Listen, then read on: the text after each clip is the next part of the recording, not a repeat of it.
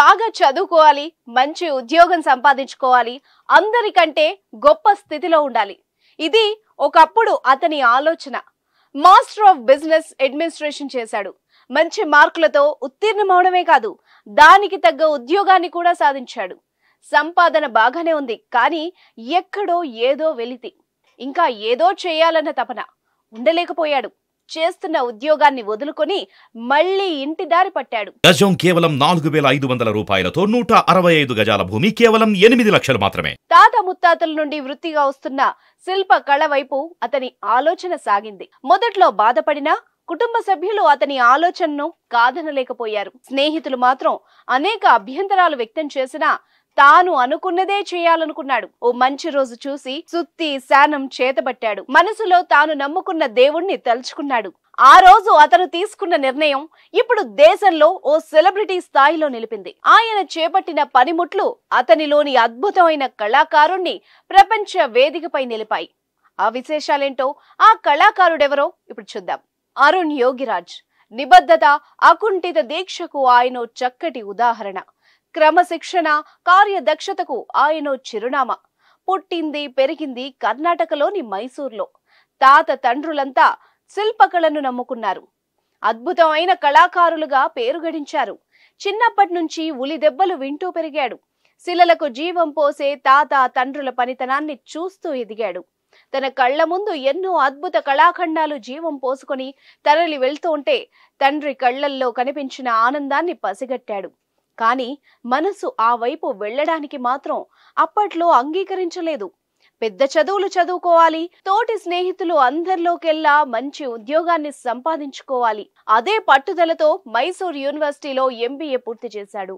చిన్నప్పటి నుండి ఏ పని చేసినా ఓ యజ్ఞంలా చేయడం అలవడింది. అందుకే చదువులో మేటిగా రాణించాడు. యూనివర్సిటీ నుండి బయటకు రావడమే ఆలస్యం. మంచి ఉద్యోగం కూడా సంపాదించుకున్నాడు. సంతృప్తికరమైన జీతం కూడా. ఇక జీవితం ఓ గాడిలో పడినట్టే అనుకున్నారు అంతా. కానీ అప్పుడే అతనిలో ఓ ఆలోచన తొలవడం మొదలైంది. తాను కూడా తండ్రిలాగా మంచి శిల్పిగా మారాలనుకున్నాడు. శిల్పాలను చెక్కడానికి వినియోగించే సాంప్రదాయ పనిముట్లను చేతబట్టాడు. తన తర్వాత ఎవ్వరూ ఆ కళను స్వీకరించరేమో అని ఎంతో మదనపడ్డ తండ్రి యోగిరాజ్ కొడుకు నిర్ణయానికి పొంగిపోయాడు. కానీ అతని కళా నైపుణ్యాన్ని చూడకుండానే కన్నుమూశారు. అమ్మ, తమ్ముడు, చెల్లి, భార్య, కుటుంబ భారమంతా తనపైనే పడింది. తమ్ముడు కూడా మంచి శిల్పిగా పేరు తెచ్చుకున్నాడు. ఎన్నో రోజులు శిల్పశాలలోనే గడిపేసేవాడు. ఏ రాయి నాణ్యమైంది, ఏ రాయితో చెక్కితే శిల్పం అందంగా రూపుదిద్దుకుంటుంది అన్నది బాగా గ్రహించాడు. చిన్న చిన్నగా అవకాశాలు వరుస పెట్టసాగాయి.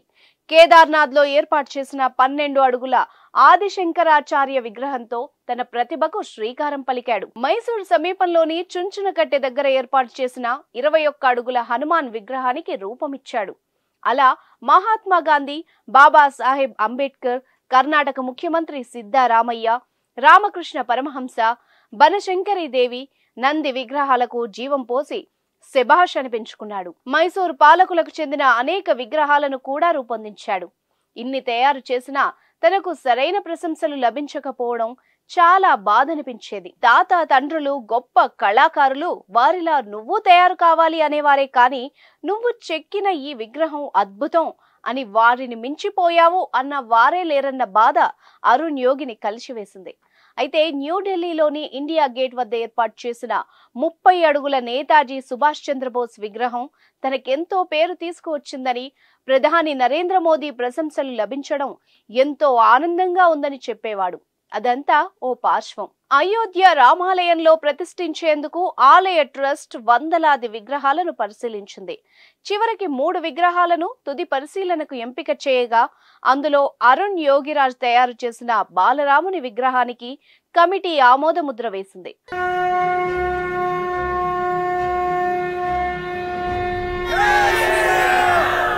కేవలం 38 ఏళ్ల వయసులోనే ఆయన ఈ అద్భుత అవకాశాన్ని అందిపుచ్చుకున్నారు. ఇది ఆయనలో తెలియని ఆనందాన్ని కలిగించింది. తాను పడ్డ కష్టాన్ని ఆ శ్రీరామచంద్రుడు గుర్తించాడని పొంగిపోయాడు. వారి కుటుంబం కూడా సంతోషంలో మునిగిపోయింది. 4.5 అడుగుల ఎత్తులో శ్రేష్టమైన కృష్ణ శిలతో ఆ విగ్రహాన్ని తయారు చేశాడు. దాదాపు 250 కోట్ల సంవత్సరాల నాటి అతి పురాతనమైన ప్రాచీనమైన కృష్ణశిలను మైసూరు ప్రాంతంలోనే సేకరించారు. దాని నాణ్యతను బెంగళూరు కేంద్రంగా పనిచేసే national Institute of Rock Mechanics సంస్థ అధికారులు ధృవీకరించారు. దేశంలో నిర్మించే పెద్ద పెద్ద ప్రాజెక్టులు, అణు విద్యుత్ ప్లాంట్ల కోసం శ్రేష్టమైన రాళ్లను పరీక్షించే నోడల్ ఏజెన్సీగా National Institute of Rock Mechanics సంస్థ ఉంది. ఈ సంస్థకు చెందిన ప్రయోగశాలలు కర్ణాటకలోని కోలార్ గోల్డ్ ఫీల్డ్ లో ఉన్నాయి. ఎలాంటి వాతావరణ పరిస్థితులకైనా తట్టుకోగలిగిన నాణ్యమైన కృష్ణశిలతో రాములవారి విగ్రహాన్ని చెక్కారని అధికారులు చెబుతున్నారు. కనీస నిర్వహణతో వేల సంవత్సరాల పాటు కృష్ణశిల మనగలుగుతుందని అరుణ్ అంటున్నారు. నీటిని పీల్చుకునే శక్తి ఈ రాయికి ఉండదని, కార్బన్ చర్యలకు కూడా స్పందించదని, అంతర్గత పగుళ్లు అస్సలు ఏర్పడవని నిపుణులు తేల్చిన తర్వాతే తాను బాలరాముడి విగ్రహాన్ని తయారు చేసినట్టు అరుణ్ పేర్కొన్నారు. అత్యంత నియమనిష్టలతో, శ్రద్ధ భక్తులతో బాలరాముడికి సజీవత్వాన్ని ఇవ్వడం ఎంతో మంది ప్రశంసలకు పాత్రమైంది. ఇంతకంటే అదృష్టం మరొకటి లేదని అరుణ్ యోగిరాజ్ ఆనందం వ్యక్తం చేస్తున్నారు.